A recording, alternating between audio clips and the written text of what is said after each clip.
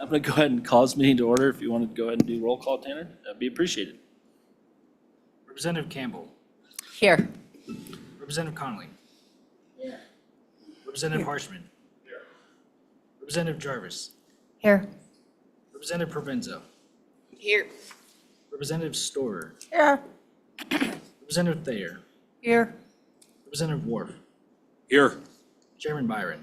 Here, thank you. Mr. Chairman, you have a quorum. Appreciate that. Thank you to everyone that came today. We are going to hear a few bills. Our decorum is be nice or leave, be civil, be kind. Please work through the chair. Go ahead and silence your phones. Folks often forget to do that. And remind my committee. As you're watching, some folks take notes on their computers up here. Some are writing them down. So don't be offended when you hear clicking of the buttons. Testimony today, we're going to start with House Bill 211, then go to 275, and if time allows, House Bill 4.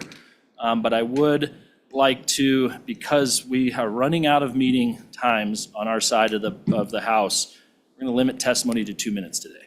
I'll ask my vice chair to help keep that clock in both online and in person. So don't be offended if I cut you off, but try to get your thoughts out in 2 minutes. And we left off Thursday with 211 open for public comment. And I think we're going to go ahead and let's start in the room. Are there any other electeds that would like to testify on 211? Okay, anyone in the room from the public that would like to testify on 211? Okay, Mr. Magagna? Then online folks, I'm going to go to you next, so just be ready. Oh, did we?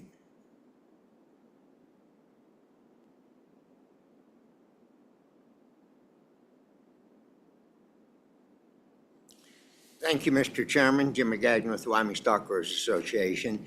We are generally fine and supportive of this bill. Just have one minor concern, and that is on page 2, line 1, the use of the term deemed threatened. If it said listed as threatened, that would be clear, but deemed by whom? I mean, some people in state government might deem one threatened. Is it deemed by the Game and Fish? Is it deemed by our governor, by the legislature? It just seems like it's a little unclear with the use of that terminology. If it were listed or even declared as opposed to just deemed, might be a little more acceptable. With that, Mr. Chairman, I'd be happy to take any questions. Thank you, Mr. Magagna. Committee, any questions for Mr. Magagna? Thank you. Thank you, Mr. Chairman. Brett Moline, Wyoming Farm Bureau, sitting in support of this bill. Sometimes my members ask me, does the legislature really need to meet every year? And I think this bill might be an example to clear up some statutes. I certainly agree with Mr. Magagna on the change of the word deemed to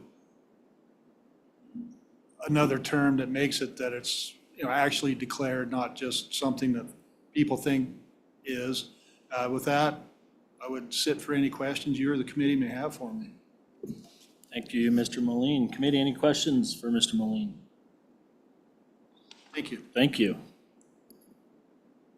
I'm going to give one more bite of the apple to the department if they want to speak at all on this. If not, let's go to Zoom land.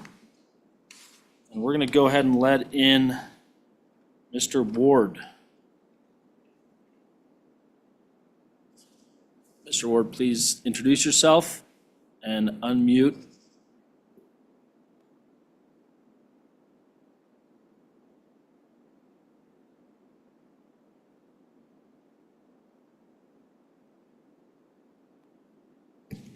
Go ahead and try to unmute yourself there, Mr. Ward. There we go. How's that? Can you hear me? Got you now. All right. Where would you like me to start? Go ahead and introduce yourself. My name's Robert Ward. I was one of the constituents that was mentioned earlier that got stopped for this issue here this last summer. And to put it pretty simply, I'm going to just kind of use the easiest species that we're dealing with. We were shooting prairie dogs. Tons of people in the state of Wyoming do. And we were stopped by a game and fish officer saying that we were doing something illegal that, to be perfectly honest with you, I had not the foggiest clue that was technically illegal. And so after the incident, one of my good friends and I started digging into the statutes and the laws, trying to figure out where this actually said that it was not a legal thing to happen. And as we started digging into it, it was not particularly easy to find in the regulations or on the state websites and things. And we ended up finding that it was indeed an illegal act. And we kind of thought it was one of those gray areas that are you likely to get in trouble for it? Probably not, but you could. And the penalties are the same as doing something egregiously, poaching a bighorn sheep or something like that. That's just so out of the realm of what normal sports people do. And that's why we kind of got into this process of getting this changed with the verbiage, because it's just kind of ridiculous. We were not shooting out of a vehicle in the instance. We were using our vehicle as a rest, standing up in the back of the truck, trying to get a little elevation, make some more ethical shots where we were at, and see things. And I would have never thought in my entire life that you couldn't shoot a darn prairie dog from a truck. It's just not one of those things that you would think you would get stopped by the game and fish for. And I've talked to tons of my friends and acquaintances, kind of asking them, picking their brain about it. They all do the same thing. And Mr. Ward, I will tell you we're over 2 minutes now. okay, well, I think kind of feel like I've Appreciate that.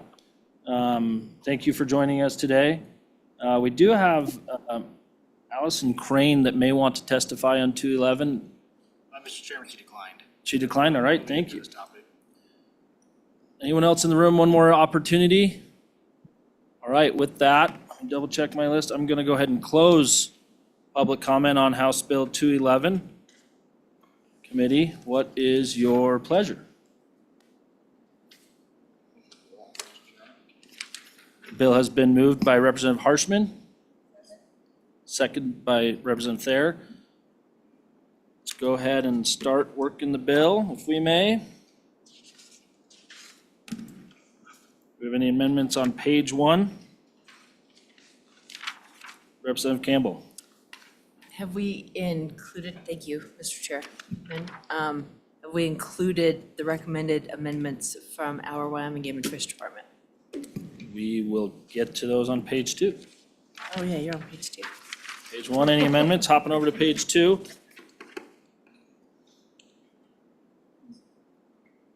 Representative Connolly. Mr. Chairman, I'd like to move that we accept Mr. McGagne's amendment.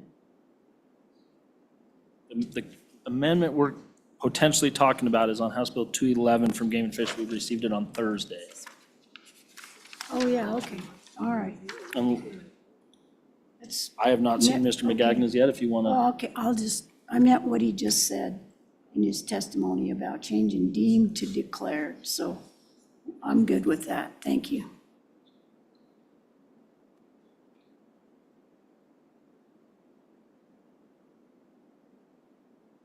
Representative Provenza. Mr. Chairman, I guess I'll make a motion then. On page 2, line 1, after insert protected under Wyoming statute 23-1-101, 9 through 10. And then on page 2, line 2, delete after by Wyoming or, strike Wyoming or. That's the amendment. Second by Representative Worf. Any discussion on the amendment? Hearing none. Sensing your urge to vote on Representative Provenza's amendment. All those in favor, aye. Aye. Those opposed, no. Amendment passes. Thank you, Representative Provenza. Committee, do we want to address the word deemed? It was mentioned by Representative Connolly. Mr. Chairman. Representative Provenza. I'm leaning on my time in judiciary. I think you can strike the word is threatened or endangered by federal wildlife regulations, or is found to have threatened or endangered. It deemed, I mean, really, we're just giving attorneys the opportunity to debate words, right? But it's going to come down to the federal wildlife regulations. So is your motion to? Okay. Clarifying. Representative Storr. Thank you, Chairman Byron. How about delete deemed and say, or is identified as?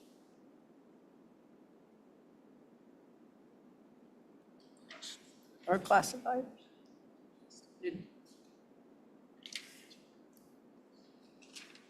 I'll remind the committee, we do have an opportunity to work this amendment we did just pass into the bill, and then certainly can entertain some of these on the floor. I think this is I would certainly consider striking it and making that sentence conform, but Representative Story did not hear a second on that.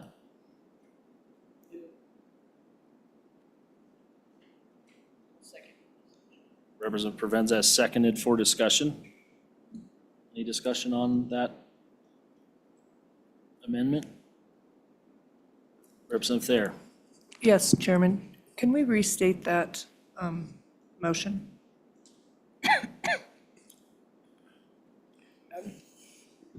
Representative So- Storr. Yeah. Thank you, Mr. Chairman. So to delete the word deemed on line 1, page 2, and insert instead, I'll amend my amendment to Representative Worth's suggestion, classified as. So it would read, requires a license or permit to take, protected under WS 23-1-101, 9 through 10, or is classified as threatened or endangered by federal wildlife regulations.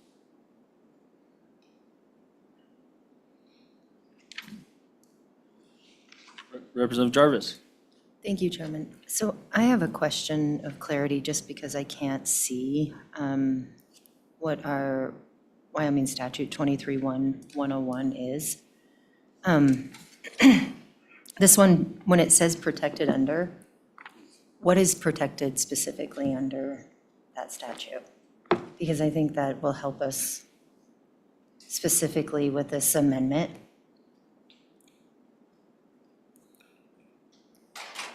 Representative Provenza, thank you for that question. Just quickly grabbing the green book.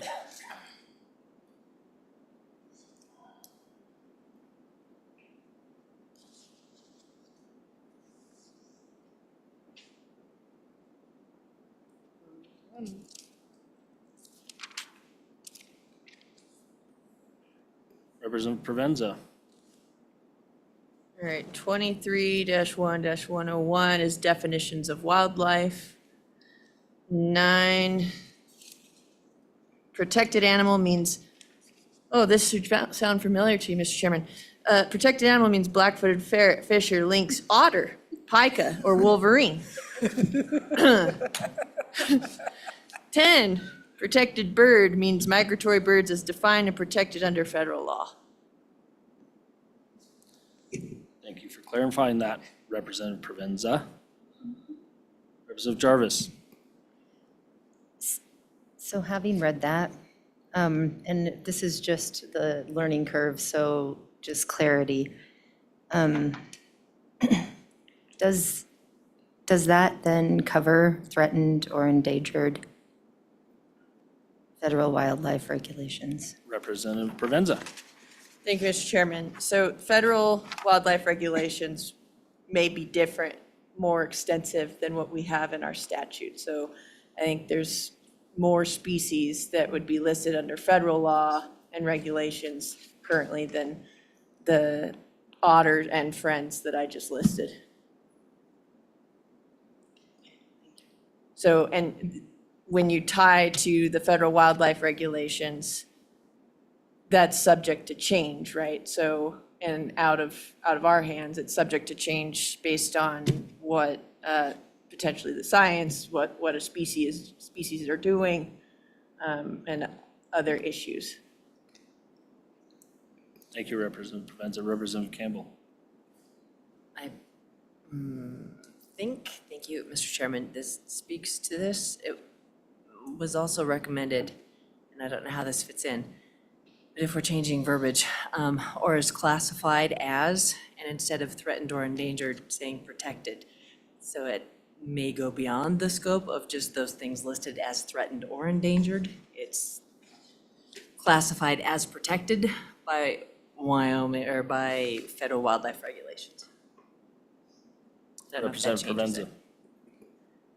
Thank you, Mr. Chairman. You know, I brought a bill 2 years ago, I think, that dealt with intent. So I think some of the underlying issue that we're seeing here is that in your, say, your Title VI statutes, your criminal statutes, intent is required. So we'll tackle that in the next bill. You have to have intent. In your game and fish statutes, hunters have a different threshold. They don't necessarily have to intend to break the law. So I guess part of my question or concern then is, with that, you know, is someone potentially going to be violating federal wildlife regulations, and then under our game and fish statutes, intent becomes tricky?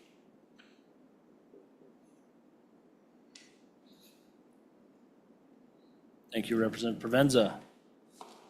Committee, back on page 2. Representative Campbell, do you want to have a follow-up there, or should we continue to work the bill? Any other amendments, committee? Representative Jarvis. What happens to it if we just strike the word deemed altogether? Yeah. We don't add anything else? What? Strike the word deemed. Just strike it. Delete the word deemed. I would certainly entertain that motion. Representative Provenza.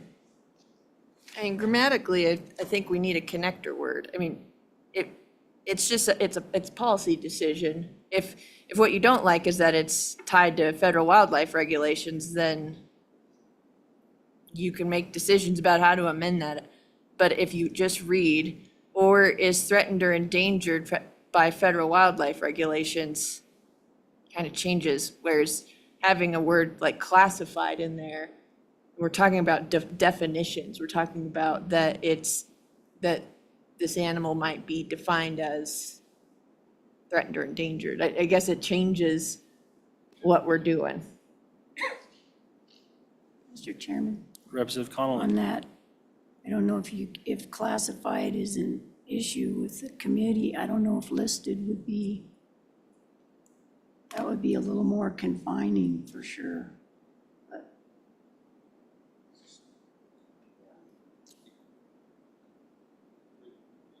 Representative Worf. Sorry, Mr. Chairman. The threatened and endangered is the same thing as listed. That's kind of the same language. So you'd say listed and strike that, or you just refer to those that are threatened and endangered? Thank you, Representative Worf. Any other comments on page 2?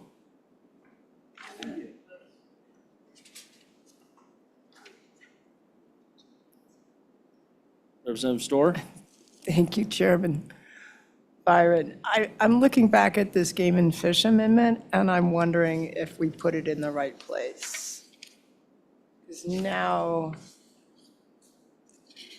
coming after the word take, no person shall harass, pursue, hunt, shoot, or kill any Wyoming wildlife that requires a license or permit to take protected under WS. So it then modifies, I guess if you read the other or, it might be all right, if it requires a license. I just wanted to make sure that what's protected doesn't take out the rest of the species that require a license, that's all. We're probably okay, but Okay. you see what I'm saying? So we have not voted yet on that motion. So Representative Storr made a motion to change it to classified as. All those in favor of that motion, say aye. Aye. Opposed, no. That motion passes. Back on the bill. Committee, any other amendments on page 2?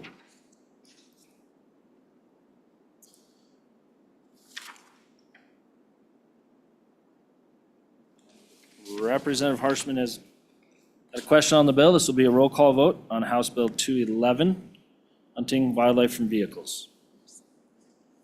Mr. Chairman, this is a roll call vote for House Bill 211. Representative Campbell. Aye. Representative Connolly. Aye. Representative Harshman. Representative Jarvis. Aye. Representative Provenza. No. Representative Storer. No. Representative Thayer. Representative Wharf. Aye. Chairman Byron. Aye. Mr. Chairman, there are 7 aye and 2 no. Thank you. Representative Alaman, don't go too far. You'll be carrying that one on the floor.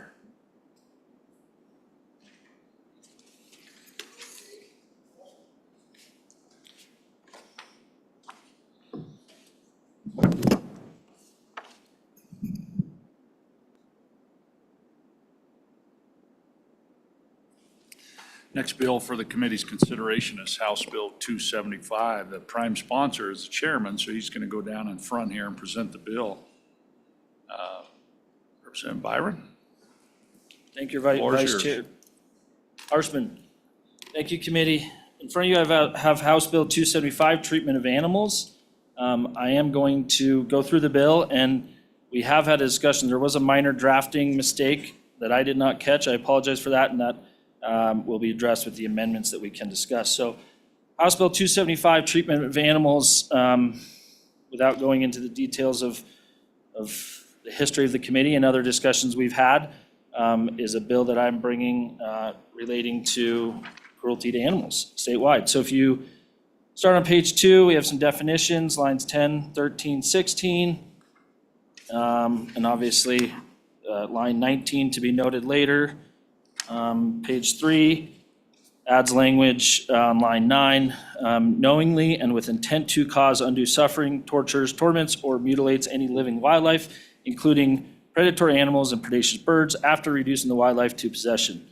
Some more language there on line 15, page 3, the immediate killing of living wildlife reduced to possession shall not be a violation of this paragraph. Carrying on to page 4, talks about upon a conviction of this section, and in addition to the penalty specified in subsection B of the section, the court may revoke or suspend a license. This was some language that we worked through the committee, through Representative Storr's work, and added it to another bill that's currently out there, but I think it really hits home for our folks back at home. You know, a lot of the time, these monetary penalties are simply that, but really what gets through to our sportsmen is if they do potentially have an opportunity to lose licensing and privileges. Carrying on to page 5, discusses some trapping language to cover some of our trapping issues and what may or may not happen when a trap is operated.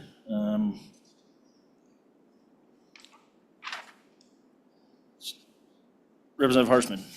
Mr. Chairman, just stop you at the bottom of page 4, just about those strike-throughs, how that fits in this.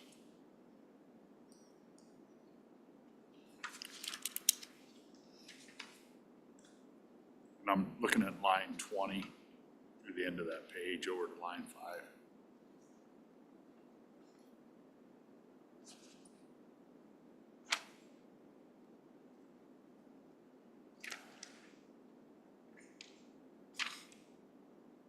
I think it is addressed, Representative Harshman, if you hop over to page 5. Is that where, okay, Yep. move it over. That's what I, Flip it over, it continues. okay, And certainly, we can have that discussion, should we have further Okay. discussion on the bill. thank you.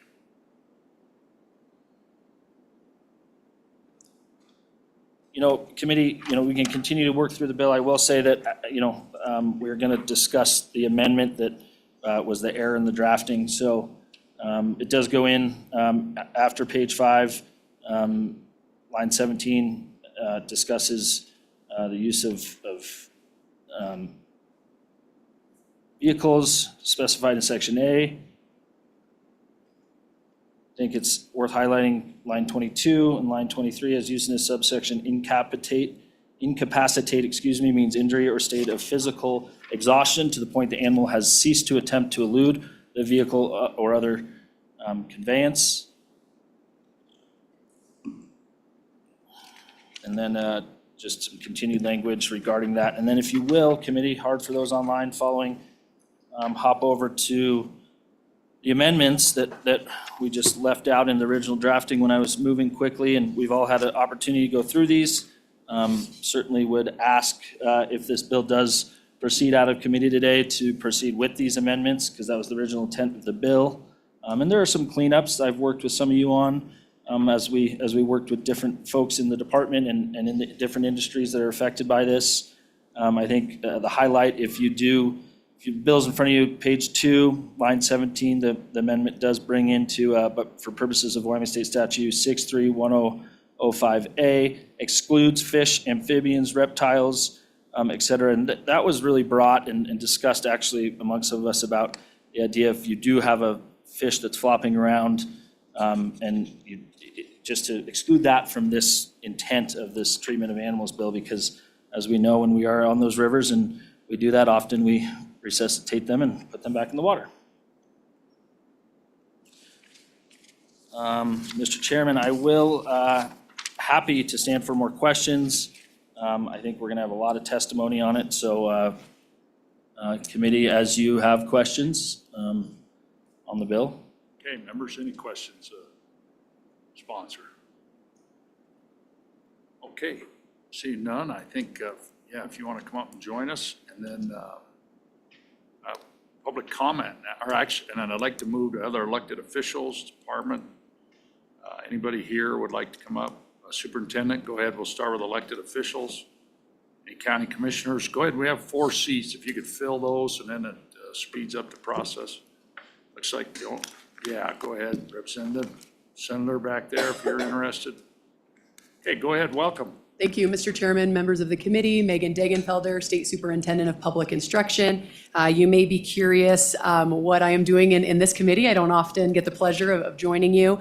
I come to you today wearing many different hats. Number one is State Superintendent of Public Instruction, caring deeply about the future of our outdoorsmen and women in the state, hunter education. Also as a constitutional member of the Board of Land Commissioners, in which we have public access on our state lands.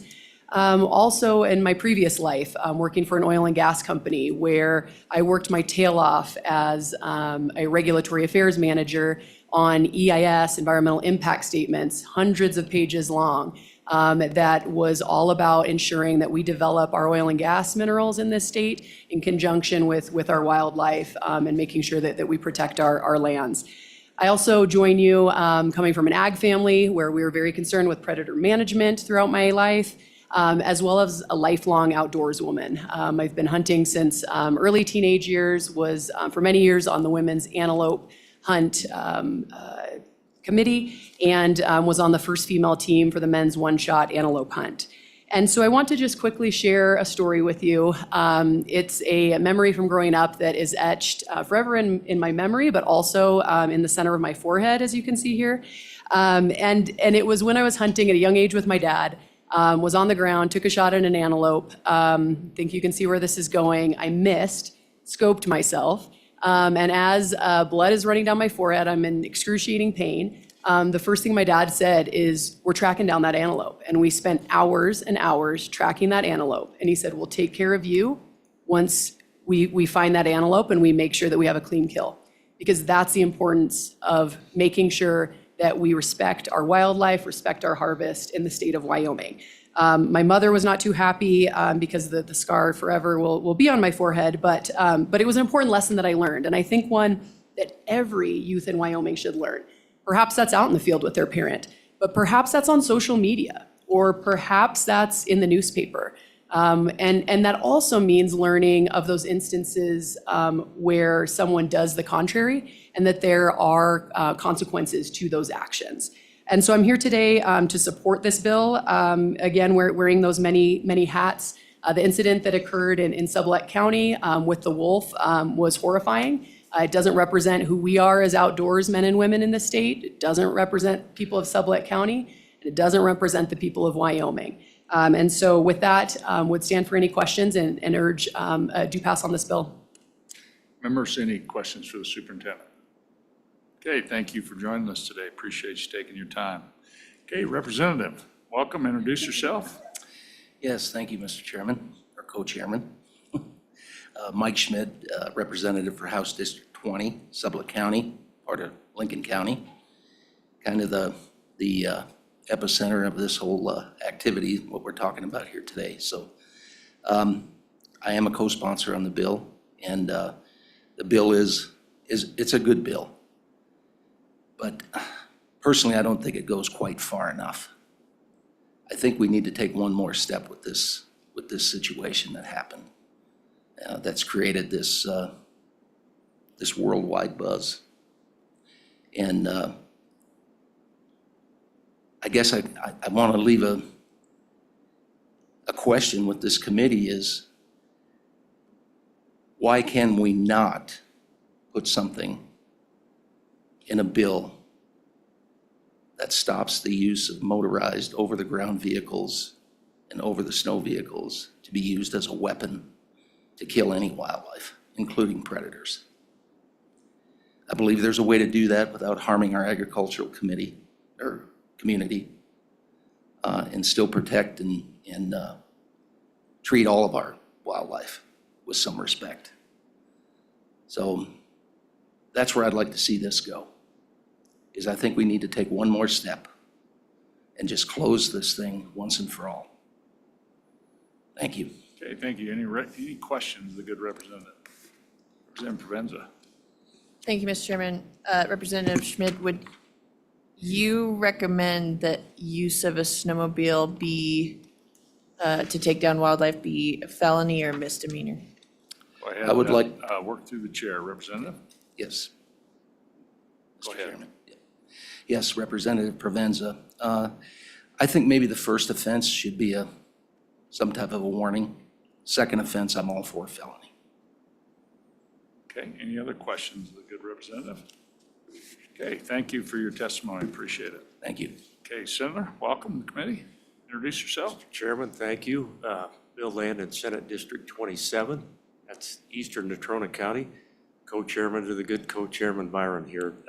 Just wanted to stop by today. Thank you for taking this bill up. Very much in support of it. If it goes through the House like I hope it will, I'll stand ready to do whatever I can. I can't state things any better or even differently than what you heard from the superintendent of public instruction. That's the way I grew up. And this bill is what we represent and who we are. This is our heritage. I think it's high time that we do whatever we can to underline this bill and send it through with a big headline to say, this is what we expect out of our sportsmen, our public, our visitors. We treat animals with respect. And I quickly signed on for all of the reasons that you've heard already. You'll hear a lot more testimony. But Mr. Chairman, thank you. Appreciate your consideration of the bill. Thank you, Senator. Any questions for the senator? Okay, appreciate your testimony. Okay, I'd like to open it to the department, leaders of the department or other state agencies, county government, those kind of things. Please come forward and just fill the seats. You're going to plan on testifying. Good afternoon. Go ahead and introduce yourself. Welcome. Good afternoon, Mr. Chairman, committee members. Angie Bruce, Director of Wyoming Game and Fish. With me today is the Chief Game Warden, Dan Smith. And so just to start, I will say that law enforcement is only as effective as the law in place. And so following the aftermath of the Daniel incident, there was a lot of misunderstanding of what we could and could not do. This would allow for an additional tool to use when we have these unthinkable acts of cruelty. So with that, I'll turn it over to the Chief Game Warden just to walk through the impacts of this bill on the department. Okay, Warden Smith, welcome. Good afternoon, Mr. Chairman, committee members.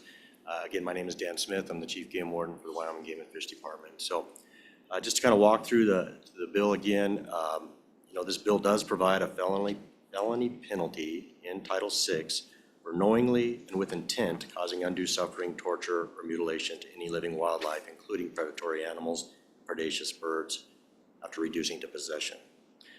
This bill also allows for a misdemeanor penalty in Title 23 for failing to immediately kill predator animals or predaceous birds.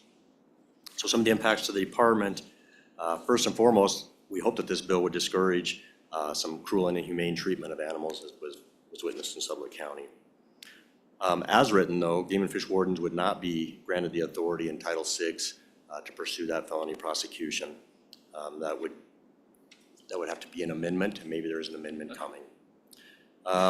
It does create, though, in Title 23, a high misdemeanor for anybody that injures or kills a predatory animal or predaceous bird after pursuing it with a vehicle and doesn't immediately kill it afterward. And so that would be a high misdemeanor under Title 23. Or if they're not using a vehicle and they do that same thing to a predatory animal or a predaceous bird, it would be a low misdemeanor. So as Director Bruce said, that does give us some more tools in our toolbox. Felony conviction may be a little challenging. If you look at what we currently have felony convictions for in Title 23, we have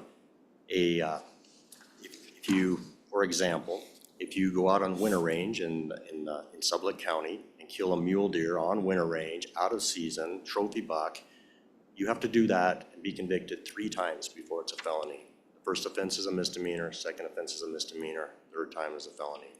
Same would be true if you killed a moose in the bighorns out of season.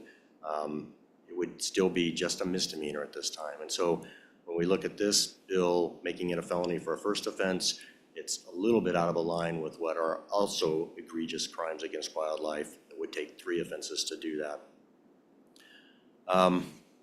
Other than that, I would stand for questions. Okay, members, any questions? Board. Representative Campbell has a question. So 2 questions, I think.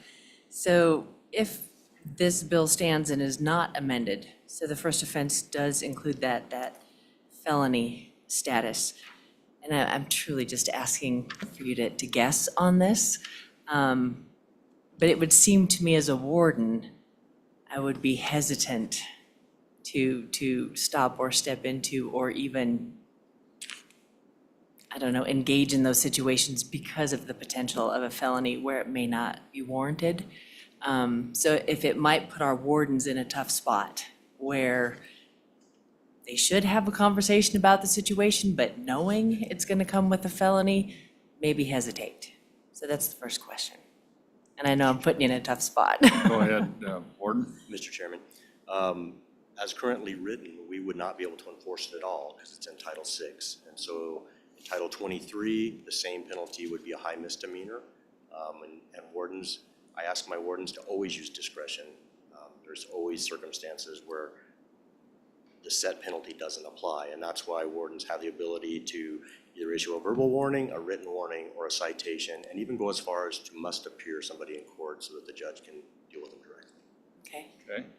Quick Any other questions? follow-up or Yeah, second she has her question. second question. Yeah, thank you, Mr. Co-Chairman. With the inclusion of that language with, losing their license, whether it's hunting, so having that revoked. If there were a tiered offense, so maybe the first one is just a misdemeanor, and the second one is a loss of your hunting sportsman privileges, and then the third one is the felony, or what order that might look like. So it's not, here's the first offense and we're throwing everything at you at once. What you might recommend as far as maybe a tiered approach. Warden? Mr. Chairman. I like having the ability to have some discretion there. So a first offense, for example, if somebody shoots a buck deer and they shoot through and they hit a second deer, technically that's a deer poaching, but it's very different than going out and intentionally shooting a deer, right? So I would hope to have the discretion and a tiered approach to where if it's an offense that doesn't raise to the level of revoking a license or taking their equipment, that we would have the discretion to be able to do that. Does that answer your question? Okay, Representative Provenza, and then Representative Conley, do you have a question too? Just Representative Provenza, go ahead. Thank you, Mr. Chairman. Can you, I'm looking for some penalty statutes in Title 23 because, Title 6 looks different than Title 23. And I know felonies might have higher financial fines. So can you point me to, in your statute, in the 23, where I can see an example of misdemeanor and felony? Go ahead. Mr. Chairman, Representative Provenza. So 23-6202 has fines and sentences. So, and I can read that if you would like. Any person who has been convicted or pleaded guilty to offense under this act may be fined, sentenced to the county jail, or both as follows. Subsection 2, up to $10,000, to which may be added imprisonment of up to 1 year when the offense is a high misdemeanor, and up to $1,000, to which may be added imprisonment up to 6 months when it is a low misdemeanor. Okay. Any other questions, members? Representative Conley has a question. Thank you, Co-Chairman. When you talk about game and fish wardens not having the authority to like, issue a ticket or arrest them or whatever, then so what would have to happen is we'd have to go in and change, need a bill to change Title VI that gives you the authority to do what you would need to do in this case? Go ahead, Warden. Mr. Chairman, Representative Connolly, I think there's a couple ways that could be approached, and I think there's some amendments forthcoming. But it could be to put that authority in Title 23, so move some of the language into Title 23 to give us authority, or somewhere give authority for wardens to enforce Title 6. And I would restrict it to that specific statute. Okay. Any other questions? Representative Wharf has a question. Thank you, Mr. Chairman. And I guess it kind of gets at one of the concerns I have. I mean, I think this is just a disgusting thing that took place, and I'm concerned that I felt like the department got this thrown in their lap when it's not your authority. It doesn't fall under your purview. Am I correct that predator designation falls under a different authority than the Game and Fish? Warden Smith. Mr. Chairman, Representative Wharf. So under Title 23, Game and Fish doesn't really manage predators. And that's why they are allowed to be taken without a license. We don't do surveys for them. That usually falls under the USDA to manage predators. Thank you. And the reason I bring that up is because I think we all want to do the right thing, but I'm not sure that we've got it right yet. And I'm interested in seeing what proposed amendments the department has, but I hate even using the term sportsman, because all the sportsmen I know, there's not one that would condone this activity. And I'm concerned about throwing something in your lap. If it stays under Title VI, does that stay under the county sheriffs? Who is it that does Title VI? Go ahead, Warden. Mr. Chairman, Representative Wharf, it would have to fall to a peace officer, whether it's a sheriff's department or highway patrol, somebody that has state authority in Title VI. And I guess that's one thing, thank you, Mr. Chairman, that's one thing I want the committee to understand. I don't know if it's fair to throw it in the Game and Fish's lap. And I'm concerned that the peace officers, whether it's sheriffs, the highway patrol, local PD, I don't know that they're set up where they can really do what we want them to do either, because most of this activity's not taking place in the city limits. It's not where it's highly visible. It is most likely to be encountered by our Game and Fish, but I'm just concerned that that we got to put it in the right spot. And I think that was the problem, Mr. Chairman, was Just a clarification, I mean, wardens are certified peace officers. Mr. Chairman, that is correct. We About are certified peace 2005 or so, we officers. passed that bill, yeah. Yes, Mr. Chairman, sorry for the interruption. We No, are I just certified wanted peace to- officers, but we're limited in our authority Right. to Title 23. And that's the point I'm trying to make, Mr. Chairman, is there is a distinction. They have full peace officer status. They operate under a different statute. So it either needs to be put under statute 23 if Wyoming Game and Fish to do it, or this committee needs to understand if they're gonna leave it in Title VI, it's not necessarily our Game and Fish that's gonna be the ones tasked. Now, I would assume, and perhaps you can answer this question, Warden Smith, but can you enter into an MOU that would allow Game and Fish to operate under that? Warden? Mr. Chairman, Representative Wharf, I believe you'd have to put it in statutory authority. So it would have to be written in as some type of an MOU? Through Mr. Chairman, yes, thank you. Mr. Chairman, yes. Yeah, go ahead. Yeah, I think we're clear on that. Yeah, we have to. Okay, good questions. Very good. Okay, any other questions then by the committee? And I would just say you guys are not off the hook yet, so stay tuned as we have more questions. And I think Representative Warp, you're not I just done yet. have one more. Yeah, no, that's great. Go ahead. I would like to, have you got proposed amendments that you can share with the committee, or? Okay, I just wanted to, Okay, thank I'd like to see them. Thank you, Mr. Very Chairman. good. Thank you. Okay, thank you. Thank you.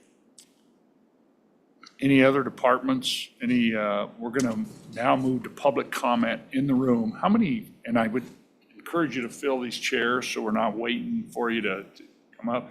How many folks are online so we have 3 online. It's 1:20. And I think, and we want to hear from everybody, but I think, particularly if somebody's already said it, you can really, but really appreciate you being here and coming to this meeting. But don't take 20 minutes of our precious time. Just take a couple, please, and share your thoughts and expertise. So I'll just start your left, my right. Go ahead, introduce yourself. Mr. Chairman, my name is Alan Thompson. I'm the Executive Director of WASCOP, the Wyoming Association of Sheriffs and Chiefs of Police. And the previous well, first of all, I'd like to say that our membership is strongly in support of this concept. But I also want to address some of the testimony that we just heard about jurisdiction and application. And it sounds like there's an amendment available. I did have language prepared today for an amendment consideration under definitions of peace officers that gives authority to Game and Fish to Title 23 and those other sections by simply adding 6 into that, or adding 6 specific to the species listed in here, like predaceous birds, animals, things like that. I have that I can share if you would like, or I would just like to indicate to the committee that we're in support of that concurrent jurisdiction. So if a sheriff's deputy or a game and fish officer comes across this, they can both take action on it. When it's in 23, there might be some limitation to other peace officers. When it's in 6, there's limitation to 23, but whatever language we can get to for that concurrent jurisdiction would be most Did you expeditious. have, just so I understand, you have some proposed amendments with you, or do you have copies or paper copies of those, or? I didn't have paper copy because I didn't know where this was going to go, but I do have it. We could put it in page 8, line 3. I believe it conforms with the intent of the bill. It could be added into this bill, but going to the definition of a peace officer under Game and Fish, Romanet III is what gives them authority under Title 23, and I think it's just simply adding and Wyoming Statute 6-3-1005, or even additional language that limits it related to predaceous birds, predaceous animals, or wildlife. And I'd be happy to share this with the committee if they decide to go that route. Sure, and I think if you have that electronically, maybe you could email the chairman. And he'll have that and disperse it to us. That'd be great. Okay. Thank you, Mr. Chairman. Any questions for Mr. Thompson, by committee? Okay, appreciate your testimony and being here today. Thank you. Okay, go ahead next. And we have an open chair. If you'd like to testify, fill that, please. Mr. Chairman, my name is Paul Ulrich, speaking as a resident of Sublette County, lifelong hunter, lifelong angler, professional fishing guide.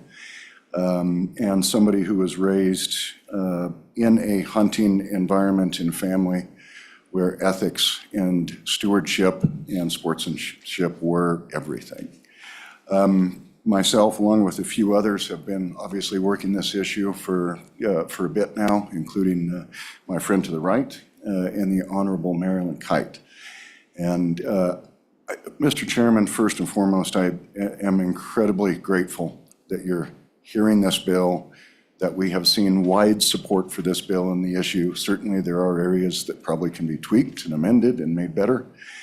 I'm really grateful for all the support of what we're collectively trying to accomplish here. And I want to outline that very quickly so many others have a chance to talk.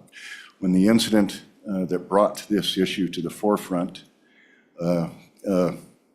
became not only state, certainly county, national news, international news, I did a little digging. And what I found, as you all know, is that there are a subset of our wildlife in Wyoming that we are entrusted to manage, protect, et cetera, that we are legally today not protecting. The language is very simple for wolves, coyotes, the issue of the day. Also for jackrabbits, porcupines, raccoons, red foxes, skunks, and stray cats. You know how we're allowed to take them in Wyoming under current statute? With any manner. With any manner. I would encourage you to let your imagination go wild or not. It's not a pleasant thing, and it's not who we are. It is not who I am. It's not who I believe Wyoming sportsmen and hunters are, and I know it's not what you're about. And we have an opportunity today to provide that same level of protection that we do for a domestic cat, for a stray cat, for a porcupine, and your pet. And I think that is absolutely critical that we send that strong message that this isn't who we are. It's not our values. It's not what we're about. We operate in Wyoming under a public trust doctrine. And that simply means we are stewards, trustees of all of our wildlife in Wyoming. And today, we can prove that. Mr. Chairman, our polling numbers support, clearly what we all know. About 80% of the people in Wyoming want to see this law passed and want to see it passed as a felony level. 74% of the hunters and certainly 75% of the quote Republicans. I think those numbers are a little low, and it was a pretty darn good poll. I haven't met an individual that doesn't support the effort that we are forwarding to you today. So with that, I'll close with this. Rarely in the legislative realm do we have the opportunity to do the right thing simply because it's the right thing to do. You do today. I believe in you, we believe in you, and we look forward to making a very strong statement that this is not who we are, and we're going to fix this the Wyoming way. Thank you, Mr. Chairman. Okay, thank you, Mr. Ulrich. Any questions of the committee, Mr. Ulrich? Okay, appreciate you being here today. Thank you. Okay, next, go ahead. Thank you, Chairman Byron, members of the TRW committee. I appreciate your time today, and I appreciate you taking up this issue. My name is Joshua Corsi. I live in Lincoln County in western Wyoming, and I come to you today as a sportsman. We're very familiar. We've heard in previous testimony today the outrage that this caused on a huge, enormous scale, not just within the cowboy state, not just within our country, but as even Paul indicated, internationally. I think we hold wildlife in a high regard. I think all of us share that. I think that's a common bond that we have as sportsmen. I think it was very clear that that activity that occurred in Sublette County was not hunting. It was not predator management. And any confusion that would impact or put us in that light certainly brought to the attention for the need for this. I know that there has been some questions as to the severity of the penalty right out of the gate. And so I would like to impress upon you, it is currently a felony on first conviction for anyone with, and I quote, with the intent to cause death or undue suffering, beats with cruelty, tortures, torments, or mutilates a domestic animal.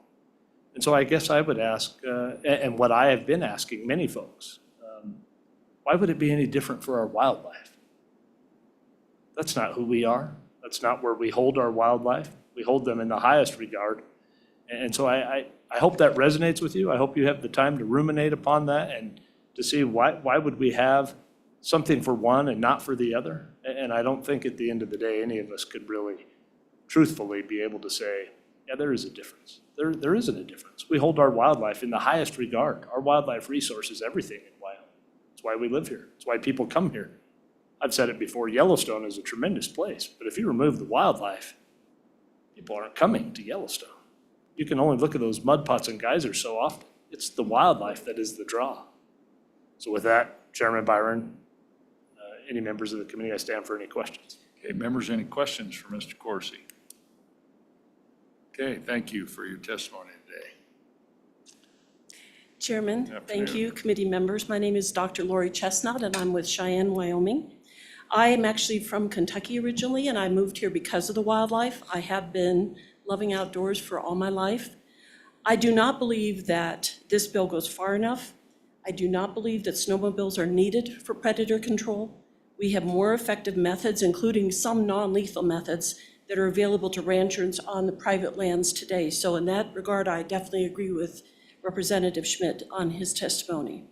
I do not believe there's any excuse for the sport of whacking on our public lands. It's a demented form of recreation that should not be condoned by our state and should not be condoned by our nation.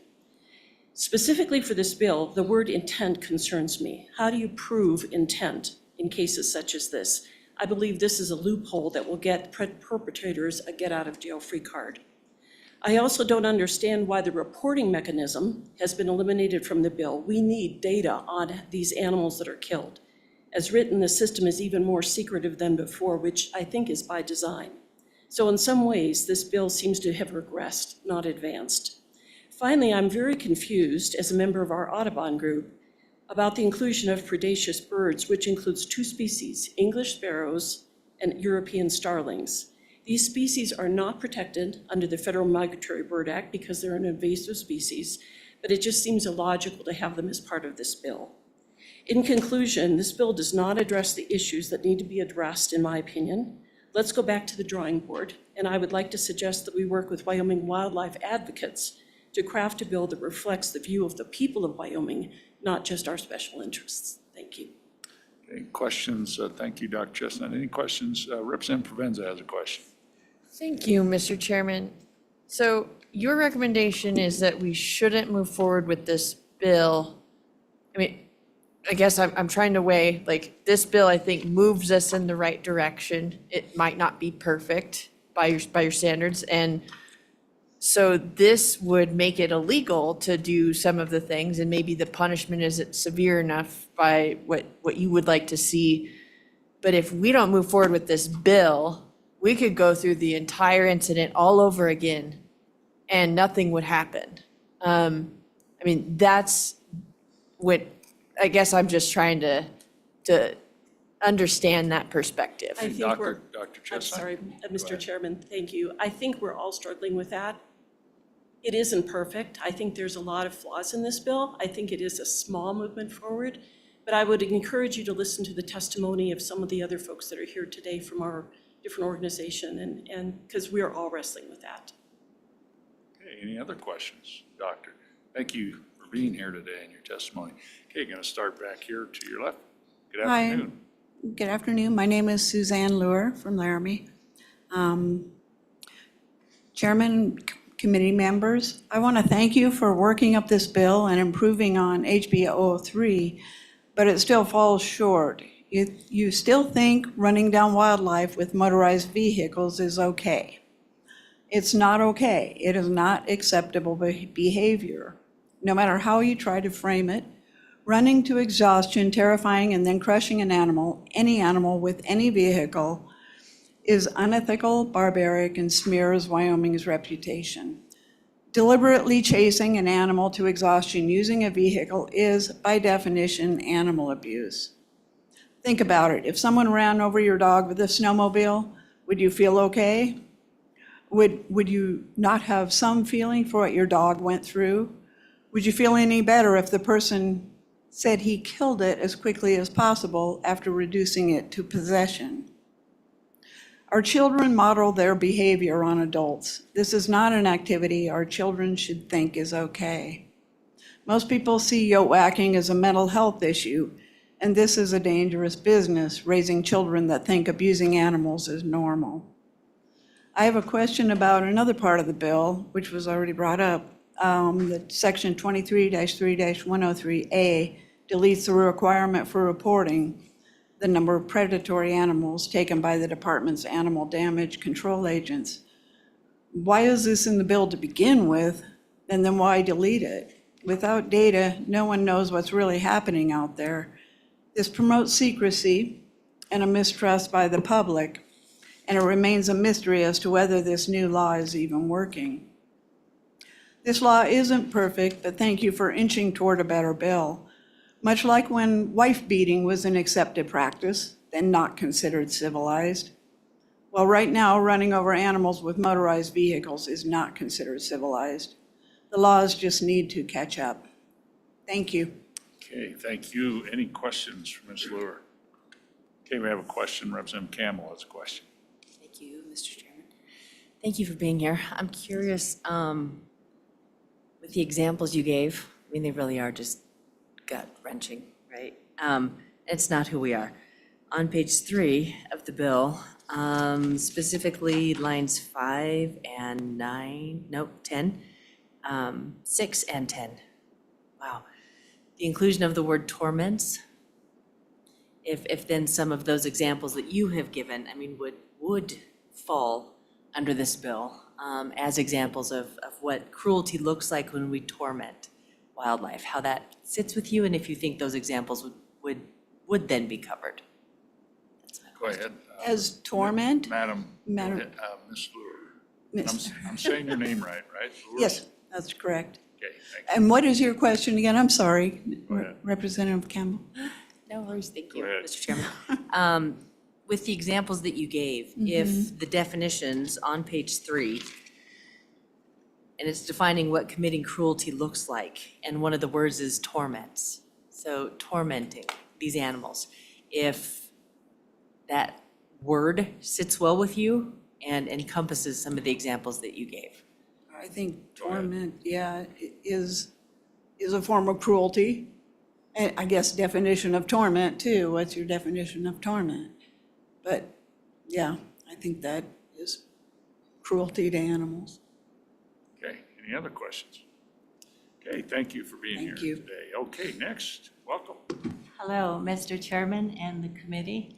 Thank you for this opportunity to express our viewpoints. I'm Sylvia Bagdonas from Laramie, Wyoming. I'm sorry, could you say your last name just so I get? Oh, Bagdonas? Bagdonas, okay. Laramie, With a Wyoming. B. Gotcha, okay. I guess I have to say that I am disappointed with House Bill 275.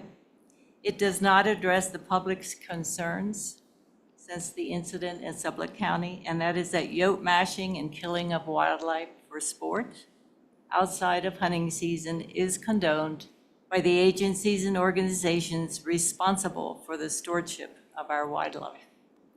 The act of running down wildlife to exhaustion or reduced to possession, that is torture in itself from my perspective. I come from a family of hunters. I raised my children on game meat, and the behavior that is described in this bill is unacceptable. Public lands and wildlife are held in trust for the public. A collaborative and shared wildlife management plan is lacking in Wyoming, and this bill maintains the state's reputation for violating one tenet of the North American model of wildlife conservation, and that is wildlife should be killed for legitimate purposes only. The mechanized pursuit of wildlife is high on the list of violating fair chase principles. We have invented machines to carry ourselves over land, sea, and air. Evolution of the animals we pursue cannot keep pace with these inventions. If we are to pursue animals fairly, the ethical choice is very clear. We pursue them on foot. The ethical hunter never chases or harasses wildlife with a machine. Killing wildlife for fun is not acceptable. Managing confirmed livestock losses is understandable.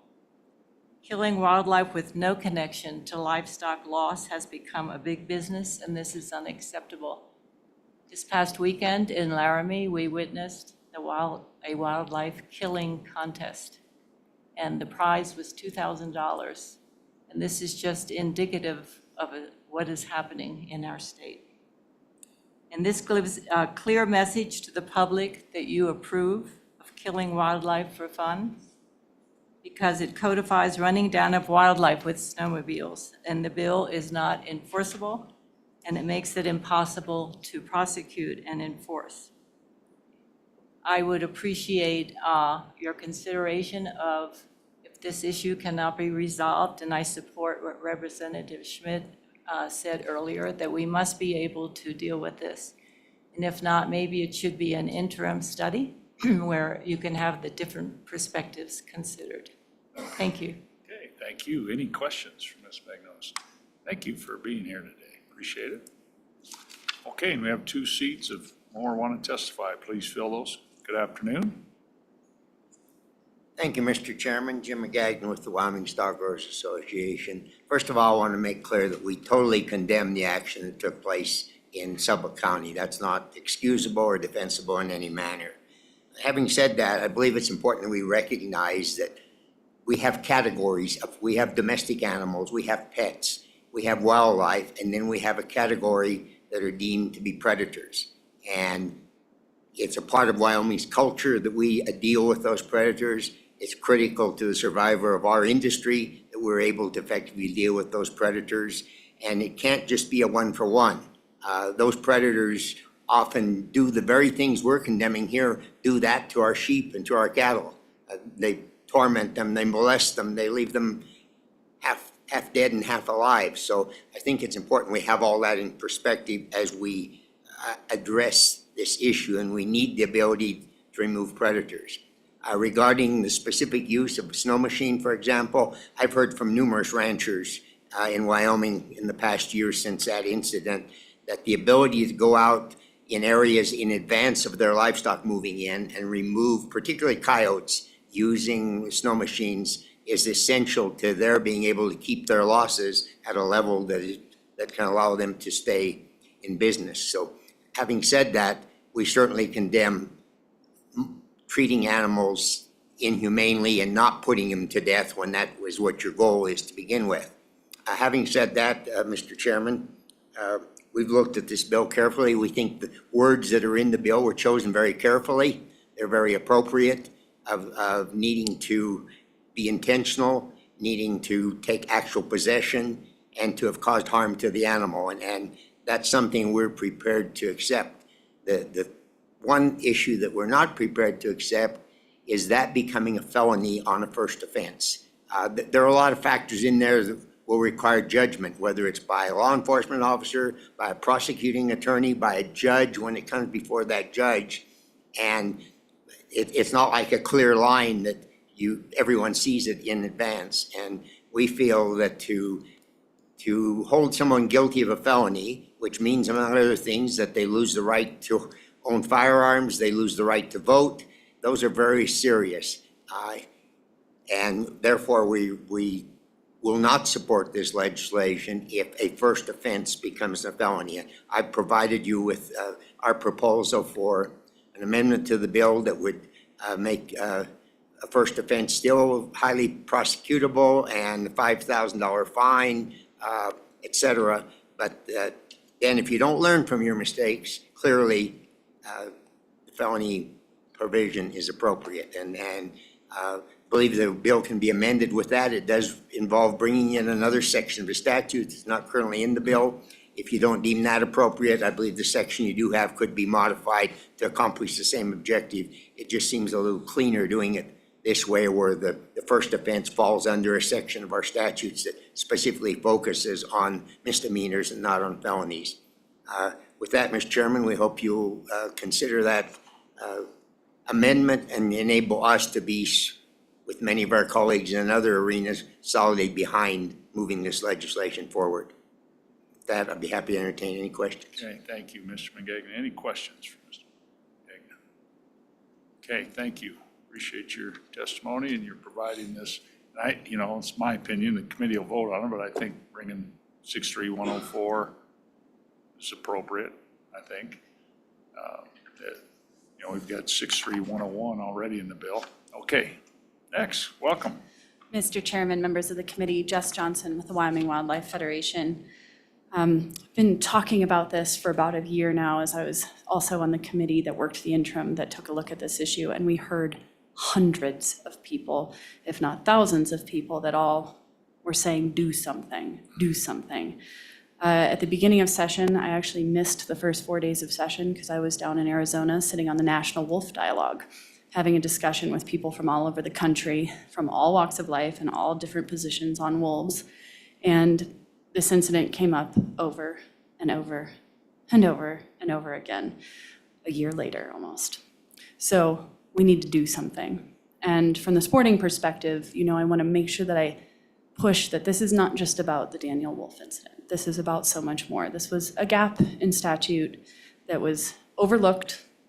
And I think maybe just we didn't expect to see what we were going to see today. We didn't expect to have the technology that we have. We didn't expect to have the level of social media and everything that fed into this incident becoming so national and international. I got letters from Italy about this. So we stand firmly in support with the sporting fellows that came before and talk about the sportsmanship and the ethic that we wouldn't want to see all of our wildlife dealt with. I want to make a point. I heard a couple of questions about the reporting part in here. And as I understand it, that is actually just a cleanup piece, that we no longer have those agents that are within the department. And that is a it's a non-issue. It's not saying we're not reporting. It's saying that that part doesn't exist anymore. It's moved to a different place. And it's just a cleanup piece. So that's not something to balk at or be scared of. The other bit is, a real emphasis on the only problem that I will have with this bill is if the Game and Fish does not have the authority to enforce it. But this specifically, not the whole piece. We don't want them, enforcing domestic issues or anything like that. But the wildlife specific bit, we need our Game and Fish officers to have that because they are the ones in the field that will catch this. And we cannot put them in a position that if they see something like this, they can do nothing again. Because what happened with that wildlife officer, that was not a fair position to put them in with this statute. So we stand in support of this as with those changes. And, I really hope we do something at this. Okay, any questions for Ms. Johnson? Okay, thank you so much for being here and your Thank you. testimony. Thank you. Good afternoon. Good afternoon, sir. Brett Moline, Wyoming Farm Bureau Federation. I certainly agree this gap and lack of statutes, penalties needs to be fixed. I think this is, there's a few points in this. I understand there's a lot of amendments that are coming forward that I think will fix most of my concerns with this bill. The first one, I certainly agree with the previous speaker on the Game and Fish has to be included. These are the folks that have the expertise in it. The Game and Fish need to be involved with this piece of legislation. They're ones that have the expertise, and that's going to be the first ones. A lot of times they're called. If somebody sees something going on with wildlife, you think, oh, Game and Fish. At least a lot of us do. So I think including that in there, I think that is going to be fixed. And I certainly agree with Mr. McGagnon on the felony for the first offense. I understand the sentiment behind it, but I think the first offense for being a felony is too stringent. The second offense by the same person deserves a felony. But the first offense, feel pretty strong that should be more of a misdemeanor. We'll certainly support the amendment brought forward by Mr. McGagnon. With that, Mr. Chairman, Co-Chairman, excuse me. Yeah. Take any questions you or the committee may have. Okay, any questions for Mr. Moline? Okay, thank you for your testimony today. Good afternoon. Afternoon, Mr. Co-Chairman, members of the committee. My name is Sabrina King, and I represent the Wyoming chapter of Backcountry Hunters and Anglers. I wasn't originally planning on testifying on this bill. Our members certainly support moving forward on this issue. Largely because I think a lot of the dialogue that we saw, especially online from folks, in both within the state of Wyoming and without, was a little bit of a rage against the sporting community and against hunters, and people saying, well, this isn't hunting. It's like, well, that's very correct. This was not hunting. What happened to Daniel has nothing to do with hunting. But I think some of the sentiment, and I think particularly for folks who are outside the sporting world, they didn't necessarily draw that distinction. And so I think for us and for our members, being able to very clearly say, this is not hunting, this has nothing to do with the sporting culture is really important. So moving this bill forward for us is very important. I did want to just mention one thing that is included in this bill, and there's been a lot of discussion about other amendments, and I look forward to sort of seeing all of those. But on page 4, there is a discussion, there is an addition, a subsection C, upon the conviction of this section, in addition to any penalty, a license issued by Game and Fish may be revoked. Just because there was a question about this, I did want to make sure the committee understands that on line 6, the key word there is may. And particularly if the first offense is not going to be felony, which we also support, we do want to make sure that that word remains may. Our members do have some concerns about the use of, the revocation of licenses as a way to punish people. But with the discretion lying with the court there, we certainly think that that is key, especially for an incident like what happened in Daniel, revoking hunting licenses and saying, well, you did this, you no longer get the privilege to hunt in the state of Wyoming is very important. One other thing that I will point out, and this is not something that I have a solution for right now, but just something that the committee may want to consider, is that under Title 23 in Game and Fish statutes, where the courts have that discretion, there's usually a time bound on how long your license is revoked for. That does not exist here. So if you are, if the court decides under this, the court could potentially decide that for the rest of your life, you're no longer going to hunt. So whether or not we want to include some sort of time bound on that, that does exist in sort of the similar statutes under Title 23. So just something to perhaps consider as the committee works the bill, if there is a 2-year or a 6-year or whatever else sort of time bound on the amount of time that you no longer get to hunt. So I leave that to the committee's discretion, but I did just want to point out that there is a difference in how those 2 revocations of licenses would operate, so. Yeah, very good. Any questions for Ms. King? We took notes on that. Representative Wharf has a question. Mr. Chairman, do you know, would this trigger the Western States Compact if somebody loses their license in this state? Good question, Rep. Mr. Chairman, I do not have the answer to that question. Someone else may have, but I don't. Okay, we'll ask that, because I think that was another point I wanted to make clear, but thank you for bringing up that section. Yeah, good. Okay, any other questions? Thank you for your testimony. Okay, looking like we've exhausted testimony. Appreciate all of your testimony today and everybody who came, and we're going to move online quickly. Now, the time is 1:51. I think we're gaveling back in at 2:15. So we're gonna move quickly. Go ahead, introduce yourself. Welcome. Hi there. My name is Kristen Combs. I am the executive director for Wyoming Wildlife Advocates. We're based in Teton County, but work on wildlife issues throughout the state. We've been following this issue very closely and kind of became at the forefront of a lot of the comments that were received from around the world. I also am still getting comments about it. I'm still getting phone calls about it. People are still very much interested in this issue, not only just worldwide, but also in Wyoming. And I agree with a lot of the sentiment that's been stated already about that this is not indicative of how sportsmen act in Wyoming. It's not indicative of hunters, and certainly no hunters that I know would ever do anything like what happened in Daniel, or would never use a vehicle to chase down and pursue and run over any kind of wildlife, whether it's a predator or a deer or anything else. I think instead of lowering this crime because other crimes are not don't have as much of a penalty, I think we would need to see about raising the penalty of those crimes if they're that important. People engaging in these acts are the worst of our society. This is people that are purposely going out and torturing something because they don't value life. And there's a large body of evidence that shows that anyone that would do something to torture or torment an animal, it bleeds over into humans relatively quickly. There's a great organization called The Link that actually works with law enforcement across the country and looks at the link between these two things of violence to animals and violence to people. So I just want everyone to keep that in mind when we're talking about a felony here. This is a very serious crime.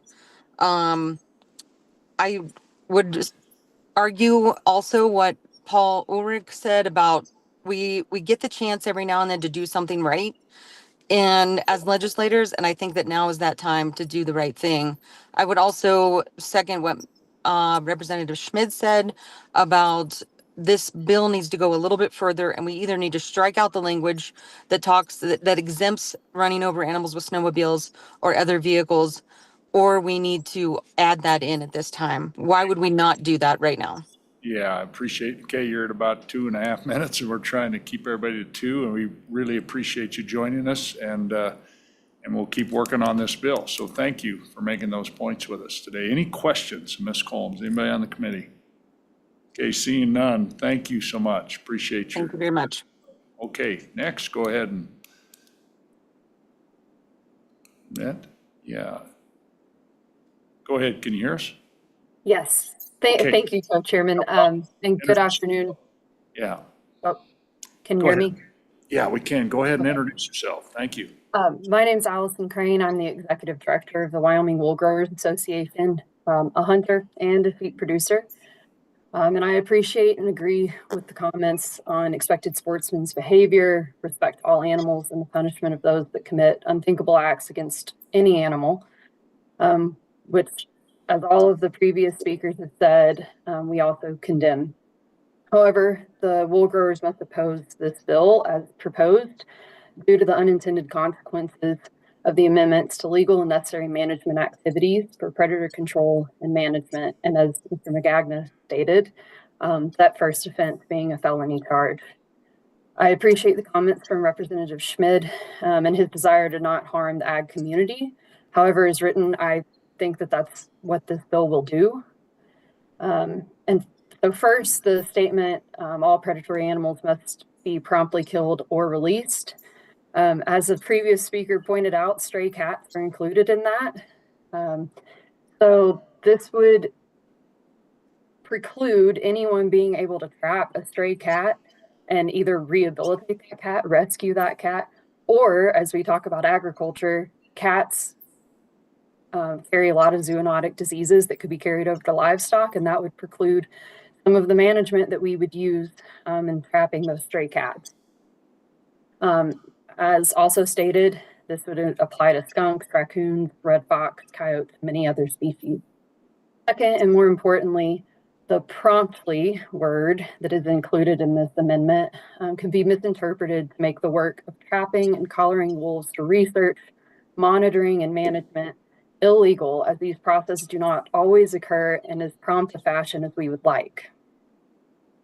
So with that, these changes that we would propose with these amendments, we think could alleviate the harm this bill could do to legal activities, whether that's for rescue, research, monitoring, and management techniques utilized for predatory animals in Wyoming, which I can go into some amendments. Also, we would suggest there being an exemption for any activities by government agencies, their employees, contractors that they use for any of that research, monitoring, or management activity.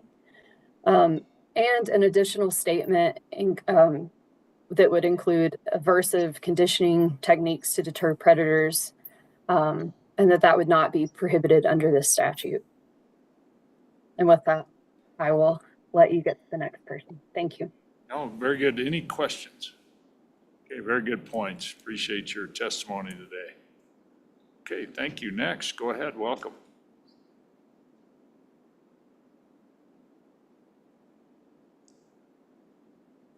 In Zoom land. Oh, did we lose her?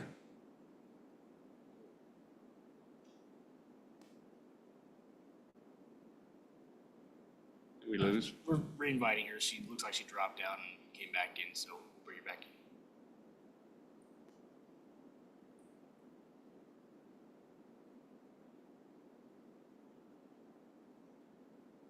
There you are again. Can you hear us? Yes, Okay, well, we can hear you. Go ahead and introduce yourself. Welcome. thank you.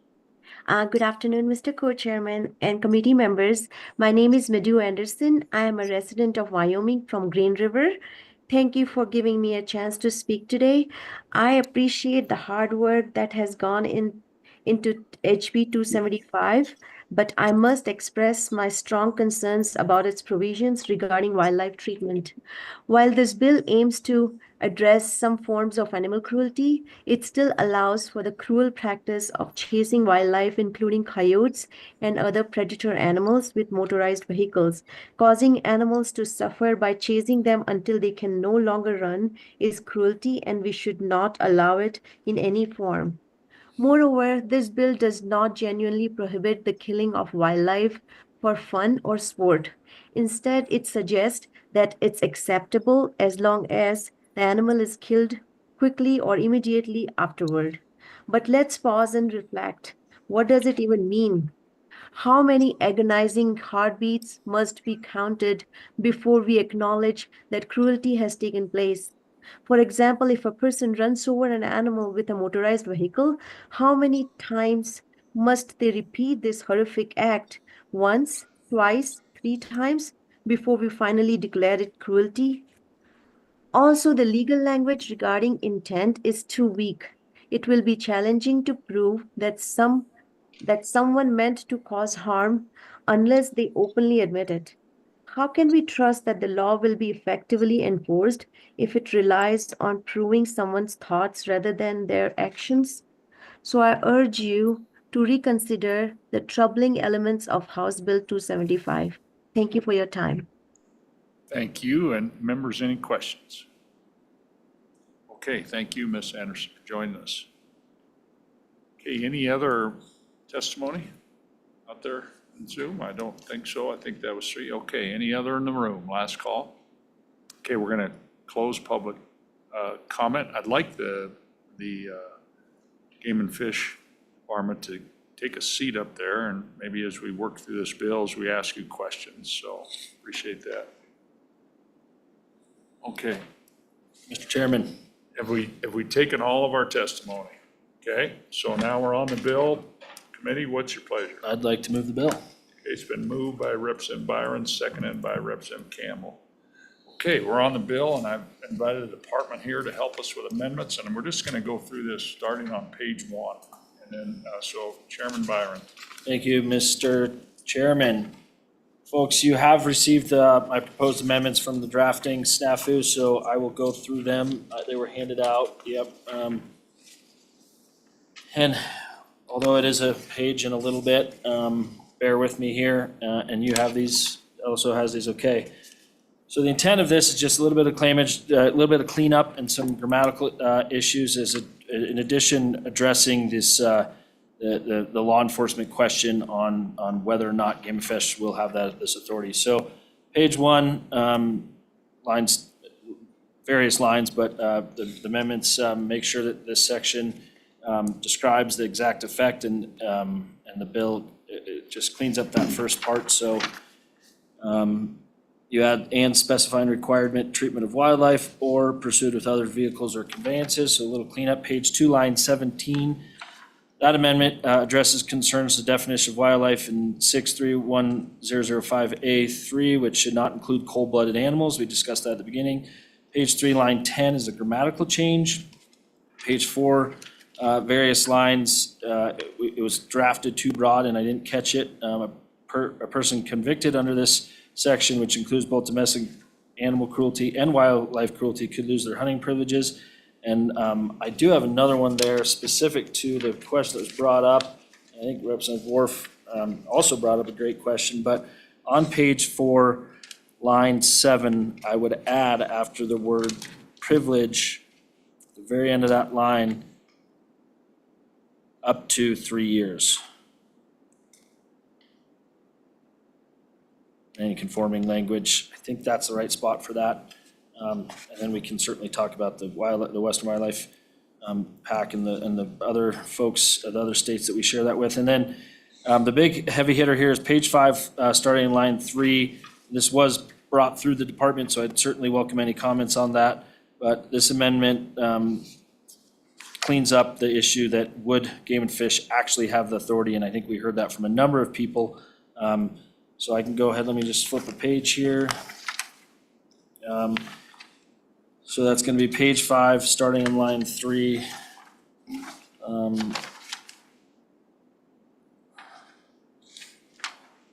The amendment inserts the identical language created in 6.3.1005 into 23.3.103, provides enforcement authority to Game and Fish wardens under both 6.3.1005 and 23.3.101. And I would consider if the association representative of our police and sheriff's department, if it's better to add that, if that's cleaner for the folks. But I think this does cover our bases with concerns on whether or not a game warden would be able to actually enforce this statute. I'd like to ask the department, just before we, on that particular part, do you have this in front of you? Does that do what we think it does? This one? Warden, go ahead. Mr. Co-Chairman, I believe so. Yeah.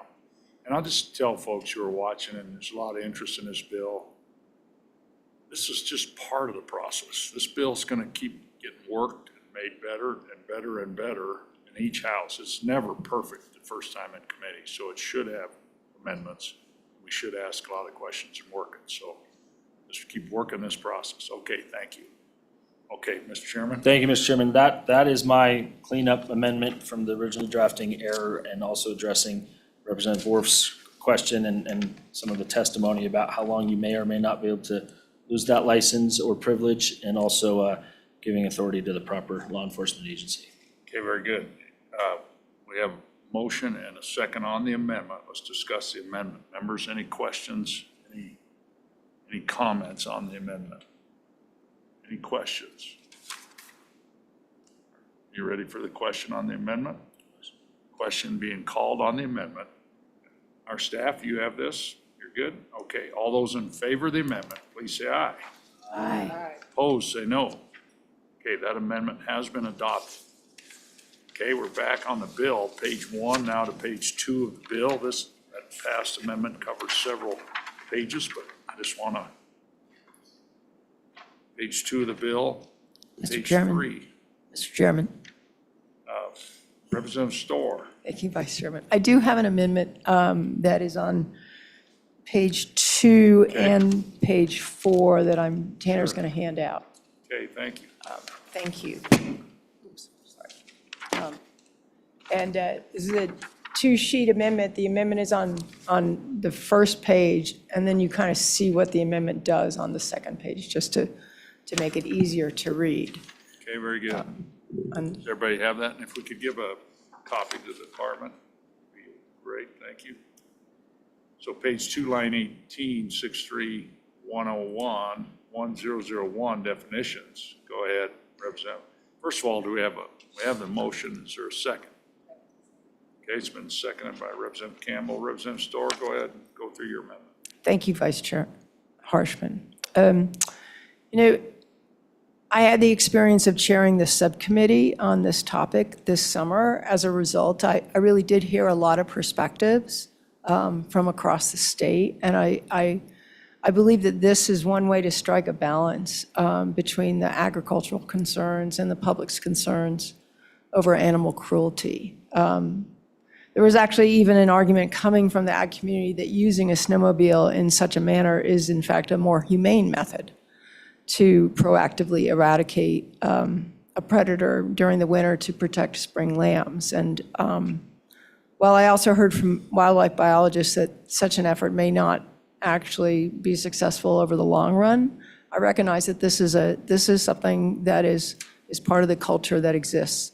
Rather than debate whether that is correct or not, I thought understanding what it means to act in a humane manner would be something that would make sense to add into our statutes, where currently predators, as was mentioned earlier today, can be dispatched within any method whatsoever. So what this amendment does is define humane manner in 631001 and inserts the word humane and refers back to the definition in 2 places in the statute.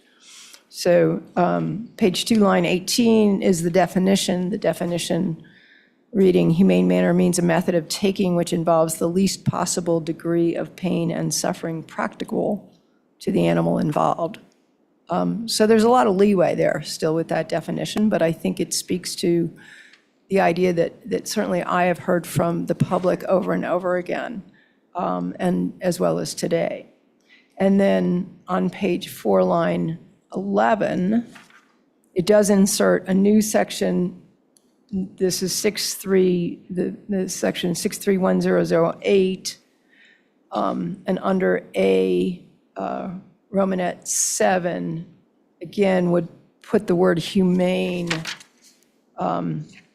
in that part of the statute that talks about the destruction of predatory animals, such that it reads, and this is really all about what is not prohibited in the statute: the hunting, capture, killing, or destruction of any predatory animal, pest, or other wildlife in any humane manner not otherwise prohibited by law. And then again, somewhat more clearly in 23.3.103, where it states predatory animals and predaceous birds may be taken without a license in any humane manner as defined in 631001. So those are the 3 changes to the bill. Okay. Members, any discussion, questions? Sponsor it. The department, do you have any comments on it? Mr. Go ahead, Co-Chair, Gordon. I guess just for clarification, Representative Storr, if that is put in Title VI, and I'm trying to think this through while I'm asking the question, sorry. If that's put in Title VI, which would apply to all wildlife, would a hunter then be held accountable for hunting in the way that is most humane for hunting? So would archery then be a not humane way because there are other techniques that would imply less pain? I guess was my question. Okay, thank you. I think, good question. Representative Storr. Thank you, Mr. Vice Chair. I believe because it's in 6.3, Article 10, it's the cruelty to animal statutes. And so while it's referenced in 23, it would refer back to that. So I don't think it actually affects hunting at all, but we can take a look at that. But that's my intent is not to. My intent is just to say that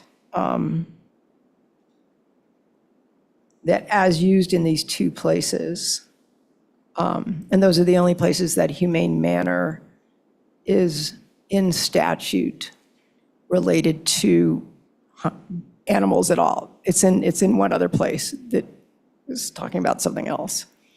But, so that's why I use the humane manner versus just the word humane. Does that make sense? Okay, members, any questions? Any other thoughts? Representative Wharf? Yeah, Mr. Chairman, I share your concerns. I think that's kind of, I appreciate you bringing the amendment, but the humane manner concerns me. We're trying to define something that there are some people that think you're killing something. How can you kill something humanely? You're taking a life. And I guess I just worry that we're opening a door that I know as a sportsman, I don't want to put people in a position where they're out doing what we've done and they get caught up in this. And that's what I'm worried about with this amendment. Thank you. Thank you, Representative Wharf. Chairman Byron. Thank you, Mr. Co-Chair. I too am a bit concerned about the vagueness of inserting this. I think that to Representative Wharf's point, a lot of these can be, a lot of different sportsmen choose to hunt in different manners and to define humane and figure out whether or not someone or an authority could say, well, that was humane or that was not humane, certainly muddies this discussion. So I think it's worth acknowledging Representative Storr's wonderful work on House Bill 3 and really digging into these statutes over the summer and working with a bunch of folks involved. But I think as this amendment is proposed, it is just too broad for the bill. Okay, any other comments? Representative Provenza. Thank you, Mr. Chairman. Just procedurally, we have 1 minute. My proposal to this body, because I think we should have discussion on this. I don't want to cut this amendment discussion off and then vote on the bill and go upstairs. I think we should withdraw our motion on the bill. I think we should continue this discussion on Thursday. And that would give us time potentially to clean up with the intent of the amendment. And I think that there's some other amendments that maybe we want to work on this bill. But the gravity of the situation, I think we should that's my proposal to the body that I would ask you, Mr. Co-Chairman, if I that think, is amenable. you know, I'd like to keep working this thing, and we're running out of time. And you look at this legislative clock, and it's ticking pretty fast. And so I'd like to, even if we're a little late getting back up there to committee of the whole, but I'd like to kind of keep working this, and with the understanding it's not going to be perfect, but we're going to try to keep improving it here in the next few minutes and keep moving forward. Go ahead. So we have a motion on the floor. I'd like to continue on the motion. Okay. One more comment. Storr, to your motion. Thank you, Vice Chair. I just want to point out that at least my intention here is only to change the language that refers to predatory animals. It doesn't refer to all animals, and it only really changes the language in these two places. It's talking about predators. So it's defined very clearly that way. Okay. Any further discussion? Question? Ready for the question on the amendment? Question being called on the amendment. All those in favor of the amendment, please say aye. Aye. Those opposed, say no. No. Okay, that amendment has not been adopted. Okay, are there further amendments as we work through the bill? Page 2, page 3.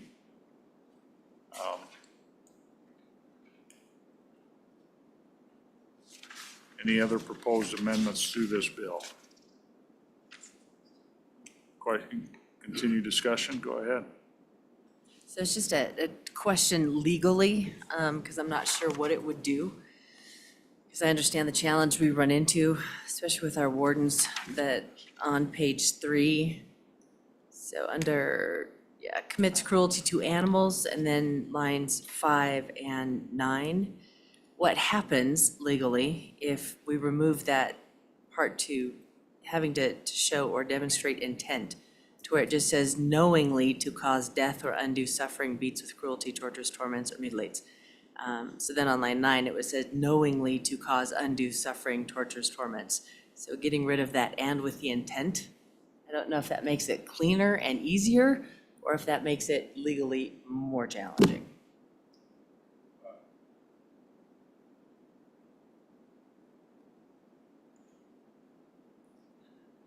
Mr. Co-Chairman, I don't know that it makes it either way. I think both words have a very similar meaning, and so I don't know that it changes the effect of the bill. Okay, any other discussion? Representative Wharf. Oh, yeah. Okay, but we don't have a motion. We're in discussion. So do you have any? Okay. Are there any other motions on the bill? Representative Conley. Mr. Chairman, I'm just, for my own clarification, we had the suggestion for an amendment from Mr. McGagna. We want to address that right now? Okay, go ahead. I think we've had it distributed. Members have it. Yeah. Well, I'd like to move that we insert this new section that talks about the graduating penalties, like misdemeanor. Okay. Okay, it's been seconded down here. I think Representative Thayer, Representative Wharf was a close second. Okay. Go ahead, discussion on this amendment, and it's been distributed to us, folks. It's 63104 is brought in the bill and it adds a new paragraph C that a first offense of cruelty to animals under Wyoming statute 63105, Romanet 3 is a misdemeanor punishable by imprisonment for not more than 6 months and a fine of not more than 5,000 or both. Everybody clear on that? Discussion, Representative Provenza. Thank you, Mr. Chairman. Just for clarification, in Title VI, when we're dealing with criminal statutes, misdemeanors typically have fines of, say, $750. But, $5,000 aligns, I believe, with Title 23 offenses. But it might look out of place in our criminal statutes or not be in alignment. I mean, that's, I think, ultimately a policy decision, but yeah, that's, when you look at Title 23 fines and you look at Title VI fines, totally different. Because criminal and, yeah, anyway, I just want to bring that to the body's attention. I mean, I'm looking at it, I pulled up misdemeanors, yeah, $750. This is when I missed Representative Oakley. She helped clarify this information for me. Okay, Chairman Byron. Thank you, Mr. Co-Chair. I think the point well taken, but I think it's worth for the committee noting it's a fine not more than, and it is a policy discussion. And I personally, we debated this over the interim. We raised that $750 to $1,000. Ultimately, I think it's going to be the discretion of the prosecutor and the judge, and I am comfortable with leaving it as is. Not sure how I'd vote on the amendment, but certainly would be more in favor of leaving it as is presented. Okay, any further discussion? Yeah, question, go ahead, Representative Ward. Yeah, Mr. Chairman, I can't support this if we leave it as first offense as a felony. I think that's too big of a bite on the apple, and that's one reason why I would advocate strongly for this amendment, because I think it makes it more palatable. And I worry about, we got to convince a bunch of other people upstairs to move this along. And I think if we start off with the felony, I know it's a very disgusting thing, but I think that's just hitting it too hard. I don't think we can get it through. So I would urge the committee to think hard about that amendment. Okay, further discussion on the amendment? Question being called on the amendment. All those in favor of the amendment, please say aye. Aye. Opposed? No. It's been adopted. Okay, are there further amendments? Mr. Chairman, I just want to clarify where exactly you'd like to insert. And we have a copy for you on this too. We do, Mr. Chairman. I just want to clarify exactly which section you'd like the new language inserted in the bill. We're inserting the entire section 63104. Yeah, it'll be after 63101. Yeah. Yeah, page 2, line 8. Or actually 18, page 2, line 18. Okay, any further amendments? Mr. Co-Chair. Representative Thayer. This isn't another amendment, I'm still just cleaning up. On line 2 then, do we need to strike out the word felony in line 2? I think that'll be conforming. I think our staff will take care of any conforming stuff on that. So, good point. Okay. Any further discussion? Representative Wharf. I just got one last question, Sure. Mr. Chairman. I know we're hurrying, but I want to make sure we do it right. I'm concerned we had a lot of folks today that testified that they didn't like this bill. And I feel like we're throwing this in the lap of the Game and Fish. And I guess I just like to ask the department if they feel comfortable that they're going to be able to actually do this as the intent that's been expressed by this committee, if they feel they can satisfy that. Thank you. Director Warden, welcome your comments. Mr. Co-Chairman, I think the department can implement this as written. Okay. Thank you. Thank you. Thank you, Representative Wharf. Representative Campbell. Thank you, Vice Chair. I guess a request I would have, because we will have this draft, amended, updated to present on the floor. And then we'll have additional opportunities to amend. So my request to those is that if after just committee amendments have happened and you see additional work that could be done, to reach out to one of us and let us know. Because then those are additional amendments we can bring on the floor.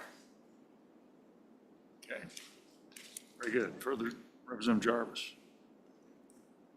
Are we wanting to do anything with license revoke time limits? If you want to make an amendment, now is the appropriate time if you want discussion. Chairman. Thank you, Co-Chair Harshman. I did clean that up, Representative Jarvis, in my amendment on page 4, line 7 of up to 3 years. And it was passed. Very good. Good question. Okay, any other discussion, members? Representative Provenza. Thank you, Mr. Chairman. You know, on the bill, I hear, and some of these folks are my constituents, that we're not doing everything we need to, and that this bill fails to protect wildlife. And so I'll be honest, I'm a little torn because I feel like this is the vehicle that we can get something done on, and I don't know that we've done it today. And I don't know if it'll be done later. But after the last summer, and after knocking doors, hundreds and hundreds of doors, and hearing about this, I also just have heartburn about letting this slip out of our hands, and then we don't have an opportunity to do anything about it this year. I honestly, I'm in a tough spot. Anyway, I to the folks in the room that care about this, I want to know how can we fix it? Like, how can we change this? If possible, I want to do everything that we can. So I guess that's my call to ask. Like, I don't want to throw this vehicle out the door and not have any opportunity to protect our wildlife at all. So help me. I think I Fix think it. well taken, and we'll try to keep a horse in the race here and keep working this process. So, okay, members? Question being called on the bill, we could take roll call vote on House Bill 275 as amended. Mr. Chairman, this is a roll call vote for House Bill 275. Representative Campbell. Aye. Representative Connolly. Aye. Representative Harshman. Aye. Representative Jarvis. Aye. Representative Provenza.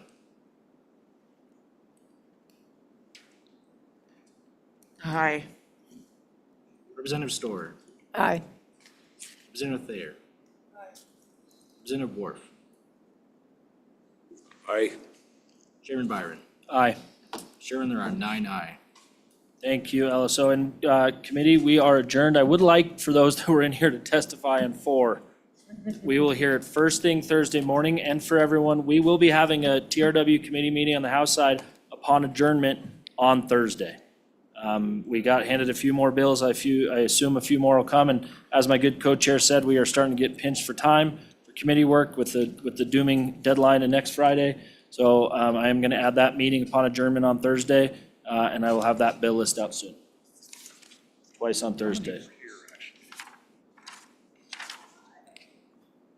And if there were folks in the room to testify on House Bill 4, please raise your hand. I'm sure that the department was going to talk about it, but we're in touch, so there are a few online, and I'll make sure they're invited.